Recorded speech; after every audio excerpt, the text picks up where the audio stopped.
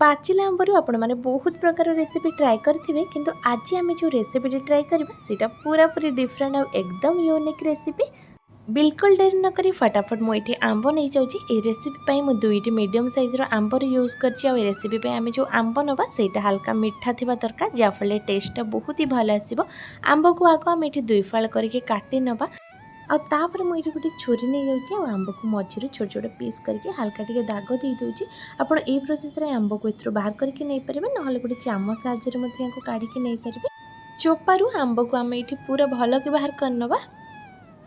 दुईटा medium size आंबरू मुझे पाखापाखि एति आंबर पीस बाहर करके नहीं जेहेतु एगुड़िक पीस अच्छी तो आम को टिके खाली चकटे नवा। आप चाहिए हाथ में चामच साहाय्य चकटी पारे। मो पाखे आलूर मैसर थी मुझे टे चकटी दूसरी आपर आम नहीं ग्राइंडिंग जार आंब गुड़िक ग्राइंडिंग जार रे देदेबा आ भल कि ग्राइंड करके आंबर गोटे पेस्ट बन रेडी करनवा।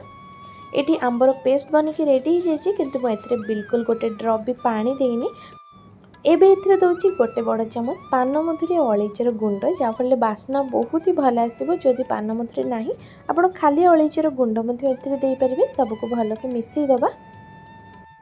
एबे ये मुझे गोटे कप्रे मापिकी गोटे कप मीडियम दाना वाला सुजी जोटा कि कंचा सुजी अच्छी जदि आप ओजन करके नौ 200 ग्राम रू 250 ग्राम भितर हम सुजी दे सारापर से कप्रे मापिकी मुझे अल्प किसी गुड़ पानी नहीं पूरा अधा कप गुड़ पानी आम देदेबा और अधा मुझे सैड्रे रखीदे।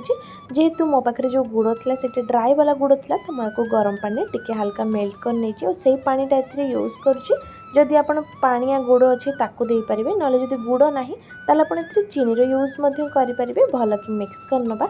ये सुजी देखु हल्का खदड़ा खदड़ा देखा जाऊँगी से आम किसी समय एक भल से भिजिया छाड़ीदबा।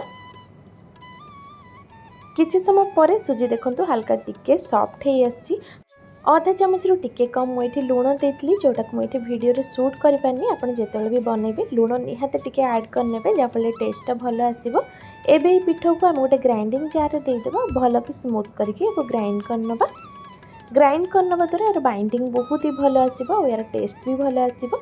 एबे मैं गोटे बड़ बाउल को बाहर कर नौची आ चामच साहाय्य मुझे उठेकी देखो एक पिठू आमको एति मोटा ही रखिबार अच्छी। याठू अधिक पानिया याठू अधिक मोटा बिल्कुल भी करवानी। एबे एथिरे देदेबा बेकिंग सोडा मुझे गोटे 2 पिंच बेकिंग सोडा देची और तापर एक बहुत ही बढ़िया से पूरा मिक्स करनवा जमती हल्का हल्का बबल्स आसीजिवो। आउ एपटे मु गोटे स्टील बाउल नहीं ए मिक्सर को आम से ट्रांसफर करनवा। बाउल आगुरी ही भल कि मुझे तेल लगे नहीं एपटे आगुरी ही कड़ाई पानी गरम होगा रखी देती। पानी गरम है आम बाउल टी ऊपर रखीदबा आउे मुझे ऊपर कभर लगे नौ पाखापाखि एक आम अध घंटा भल से स्टीम होगापी दबा जमी आप केक बन के नहीं था सेम टू सेम से भाया। पूरा अध घंटा पर मुझे ऊपर ढांकुणी बाहर कर नौ यार कलर देखिपे कलर भी चेंज हो जाए ऊपर ये भल से सीझी जाइए। एबे आम ए गैस फ्लेम को ऑफ करनवा। मुझे आंगुल टिके खाली हाथ मारिक देखो देखु ऊपर ये भाव में टिके चिपचिपा लगे जिते यहाँ पूरा ठंडा हो हाथ में बिल्कुल भी लगेनि ऊपर यहाँ पूरा पूरी ड्राए हो। किसी समय पे एक फैन पवन रखिला पर यहाँ भल से ठंडा हो आसला धीरे धीरे ही यहाँ से बाउल छाड़िया को स्टार्ट कर जो यहाँ भल से ठंडा हो छुरी लगे ये भाव में काढ़ी भी नहीं पारे ना किसी समय छाड़देले यहाँ आपे आपे बाहरी आसो। एवं आम को आउ गोटे प्लेट को उल्टे नवा